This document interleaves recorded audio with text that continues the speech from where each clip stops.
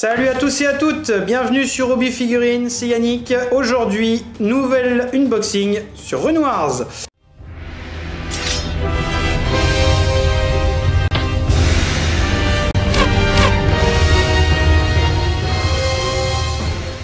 Donc, un unboxing sur une nouvelle escouade de commandement. Donc forcément, on avait fait, je vous avais présenté l'escouade de commandement d'infanterie de Dakan.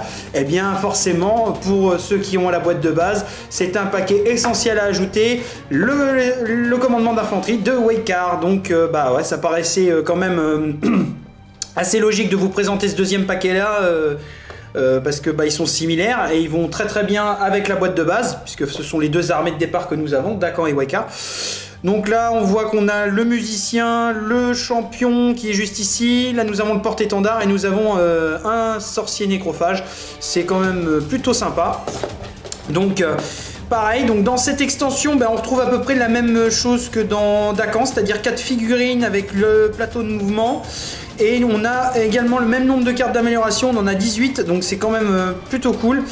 Renforcer les lignes de front des légions de Waykar. Bien que l'infanterie de Waykar immortelle démontre sa fidélité envers son sinistre silence, ces guerriers doivent néanmoins être encadrés. Les champions réanimés manient leur lame avec talent. Les porte-étendards procurent un point focal aux soldats squelettiques. Et les tambours donnent la mesure dans leurs manœuvres en prise par les morts vivants. Enfin, les nécromanciens s'assurent de maintenir la cohésion de chaque régiment grâce à leur sombre pouvoir. Donc voilà ce qui nous attend dans ce fameux paquet d'extensions. Je vais pas traîner, je passe tout de suite à l'ouverture de la boîte. Notre première boîte, on a notre sachet de figurines.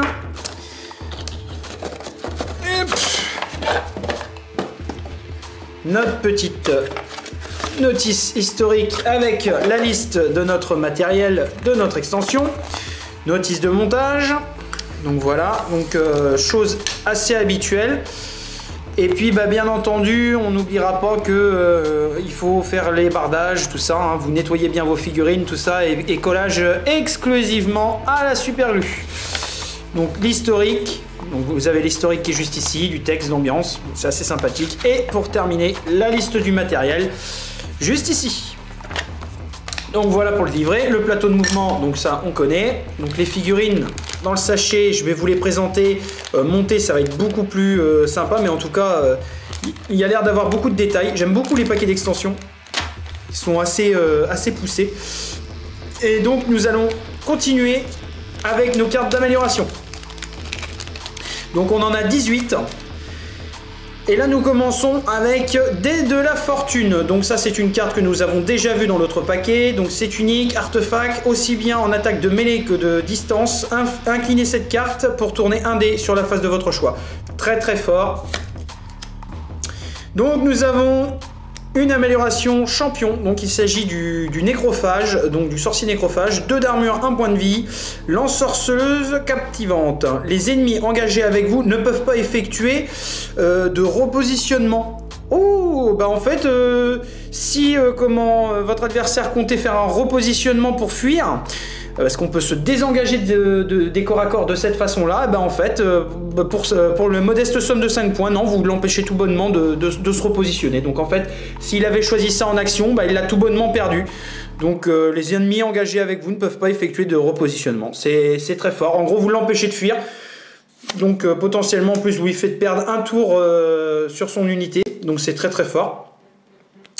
Nous avons un champion, donc là il s'agit du champion, 3 d'armure, 2 de points de vie, héros tombé pour 4 points, vous pouvez ajouter un artefact aux améliorations disponibles pour cette unité. Quand cette figurine est retirée, vous défaussez, ouais ça fait un peu comme le porteur d'artefact de Dakan en fait, hein. C'est juste la figurine en question qui vous permet d'ajouter un artefact, donc le dé de la fortune peut être très bien à mettre sur les réanimés, comme les réanimés tapent avec 2 dés rouges. Vous pouvez aller chercher les doubles touches très facilement. Donc autrement dit, si vous avez un gros pavé, vous pouvez faire beaucoup de dégâts. Donc c'est plutôt sympa. Nous avons le Parle-Mort, amélioration champion.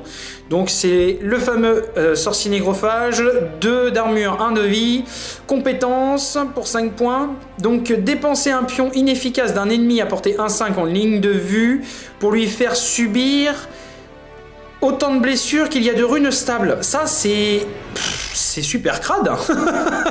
Ça, c'est super balèze. Grosso modo, je vous refais le topo.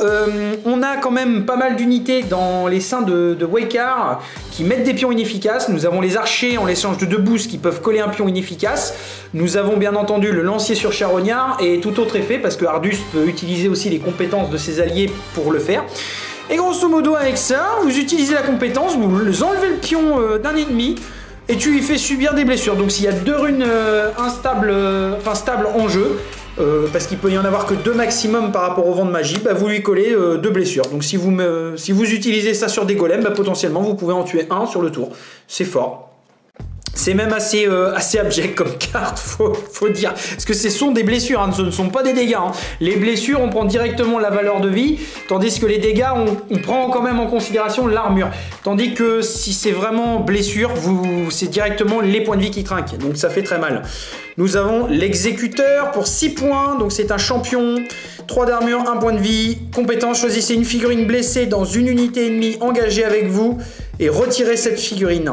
Oh la vache, ah, c'est fort.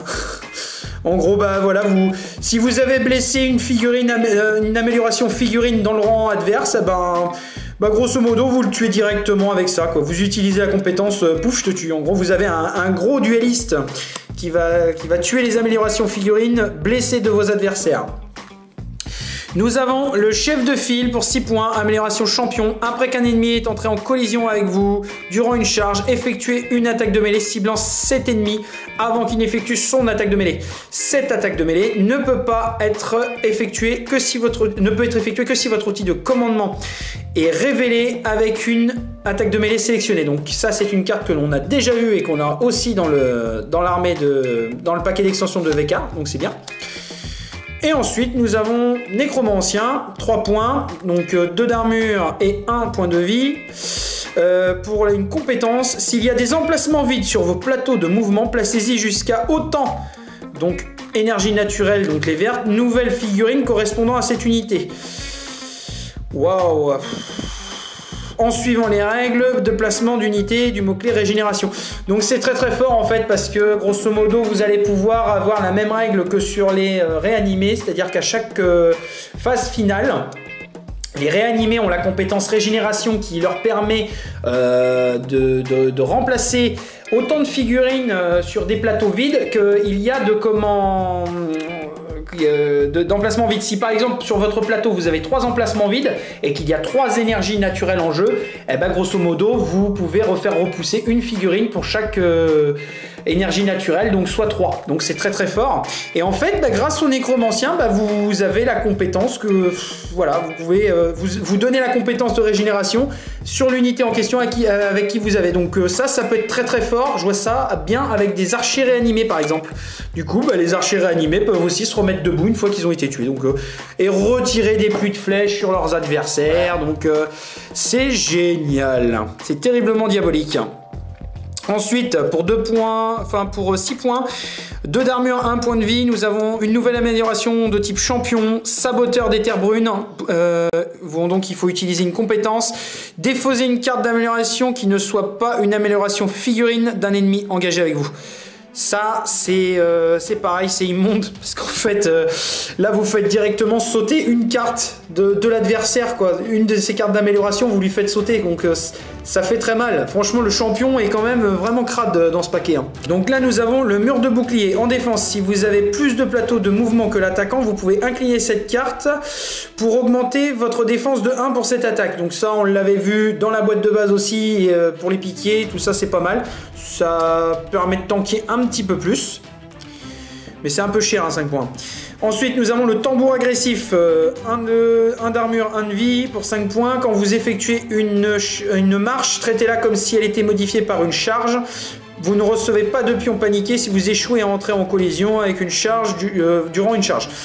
Donc écoutez, ça c'est pareil, hein, on a déjà vu ça dans le... Il y a beaucoup de cartes similaires entre Waker et Dakan, donc ça équilibre plutôt bien les choses. Donc ensuite pour 2 points, une amélioration musique toujours, 2 d'armure et 1 point de vie. Le tambour défilant, quand vous effectuez une marche, vous pouvez la traiter comme si elle était modifiée par une virante. Donc pourquoi pas. Le cri de triomphe, après qu'un ennemi engagé... Pardon, excusez-moi, donc je reprends. Le cri de triomphe, après qu'un ennemi avec lequel vous êtes engagé a été détruit, vous pouvez faire une action de repositionnement. De réorientation, pardon. Donc ouais, pour 3 points, c'est pas mal. Donc vous pouvez, une fois que vous avez vaincu votre ennemi, vous vous réorientez. Donc c'est-à-dire que vous avez votre plateau sur place, vous venez de battre votre ennemi, bah, vous pouvez vous tourner dans une autre direction. Donc prêt à réaccueillir de nouvelles victimes pour une future charge ou autre. C'est pas mal. Donc ensuite, nous avons une nouvelle amélioration musique, 4 d'armure, 1 point de vie, qui coûte 2 points. Le tambour tactique, vous ne recevez pas de pions paniqués lorsque vous vous désengagez avec vos ennemis. Donc déjà que les morts vivants ne paniquent pas pour rien, enfin ne paniquent pratiquement jamais, bah avec ça, vous êtes sûr qu'ils paniqueront jamais, quoi, pratiquement ou presque.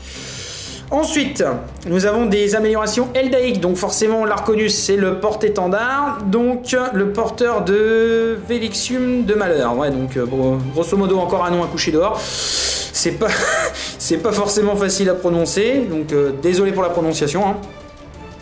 Quand vous entrez en collision avec un ennemi ou qu'un ennemi entre en collision avec vous, cet ennemi reçoit un pion inefficace. Ça c'est très fort, j'aime bien. Parce que Waker joue beaucoup avec ce genre de pion fléau, et le pion inefficace déjà en soi est quand même bien crade, parce que je vous rappelle que c'est un fléau qui, lorsqu'il est utilisé par l'adversaire, vous supprime un dé de son choix. Lorsque vous déclarez une attaque contre lui, il peut déjà décider de défausser le pion et de vous défausser un dé avant que vous commenciez à lancer le dé. Donc forcément, plus vous en avez, moins vous avez de chances que votre unité fasse des dégâts sur le rang adverse. Parenthèse. Ensuite, nous avons le porte-bannière profane. Donc, il a 2 d'armure et 1 point de vie. Il coûte 5 points. Protecteur. Les alliés engagés avec vous, avec lesquels vous êtes aussi engagé, et les alliés à portée 1-2 ne peuvent pas être ciblés par des attaques si cette attaque portée le mot-clé protecteur. Donc, bah, c'est pas mal, écoutez. Hein. Bonne petite chose. Nous avons le porte-étendard du corbeau pour 3 points, 4 d'armure, 1 de vie. L'initiative de vos actions rouges est réduite de 1. Ça c'est fort, ça rend en fait vos morts vivants un petit peu plus réactifs au corps à corps. Parce qu'en majorité, quand on fait tirer des archers réanimés ou qu'on décide d'attaquer au corps à corps avec des réanimés, on est facilement au rang d'initiative 5. Donc bah, ça du coup ça les fait passer à 4. Et c'est pas mal parce que bah, du coup vous allez les rendre un petit peu plus réactifs. Donc c'est pas mal. Le tabard au corbeau, l'initiative de vos actions bleues est réduite de 1, donc ça c'est la même chose pour 2 points, mais uniquement pour les actions bleues. Et la dernière carte, les ordres simultanés, donc pareil, une carte que nous avons déjà vue pour 2 points. Après avoir effectué une compétence, vous pouvez résoudre les effets d'une autre de vos capacités et compétences. Donc ça c'est très très bien. Donc bah voilà, un contenu... pour ainsi dire pratiquement similaire avec Dakan, mais ce qu'il y a de bien c'est qu'on a quand même des unités spécifiques dans chaque armée qui vont ensemble, donc ça reste quand même très correct. Donc je vais passer au montage des figurines, histoire que vous puissiez mieux les voir, parce que dans le sachet c'est pas terrible, donc je vais monter tout de suite ça et on se retrouve juste après. Donc voici les figurines de commandement de l'armée de Waker montées. Donc elles sont vraiment sympas ces figurines, mais elles seront encore plus jolies une fois peintes. Mais franchement, de ce que j'en ai vu, il y a quand même nettement moins de lignes de moulage que dans une boîte de base. Hein. Grosso modo, je suis assez surpris, certains paquets d'extensions ont nettement moins de défauts que les boîtes de base. C'est quand même assez aberrant. Mais elles ont des poses quand même vachement classe, quoi. Sans déconner, je vais vraiment bien m'amuser en peinture là-dessus. Et puis, ben, comme on l'a vu avec les différentes cartes d'amélioration, ça va vraiment permettre de pouvoir personnaliser votre force de mort-vivant comme vous le voulez. Et franchement, il y a du choix, quoi. Personnellement, sur ces 4 figurines-là, j'ai vraiment un gros penchant pour le champion. Avec ses gros bois dans le dos, son épée imposante et un bouclier beaucoup plus gros. On voit tout de suite que voilà, quoi, ça fait style un ancien baron qui a tombé au combat. Ça fait vraiment très très classe et stylé. La bannière est sympa aussi. On peut même constater sur le haut qu'il y a un casque de Waker avec des flèches de plantées dans le haume. Je trouve ça vraiment macabre. C'est horrible. Ça correspond vachement bien au style Waker. C'est les morts vivants dans toute leur excellence, quoi. Et puis ce qui est cool, c'est qu'on a aussi un nécrophage avec des compétences qu'on a vu qui peut être vachement sympa, comme régénérer certaines unités. Donc moi personnellement, je pense que c'est le genre de figurine que je pourrais ajouter au sein d'un régiment d'archers de réanimés, ça peut être vraiment bien. Donc, grosso modo, vous avez 4 jolies figurines avec un panache d'amélioration et vous allez vraiment pouvoir vous faire plaisir lors de la personnalisation pour vos parties. Cet unboxing sur l'escouade d'infanterie de commandement de Waykar s'achève. J'espère qu'il vous aura plu. En tout cas, c'est un très très bon paquet à ajouter à votre boîte de base. Je vous invite à liker, commenter les pages. Vous pouvez également vous abonner si ce n'est pas encore fait aux pages Facebook et YouTube. Vous pouvez aussi vous rendre sur le compte Tipeee si cela vous chante de nous laisser un petit pourboire. Et puis quant à nous, on se retrouve pour de prochaines vidéos. Salut à tous et à toutes. Je vous dis à très bientôt.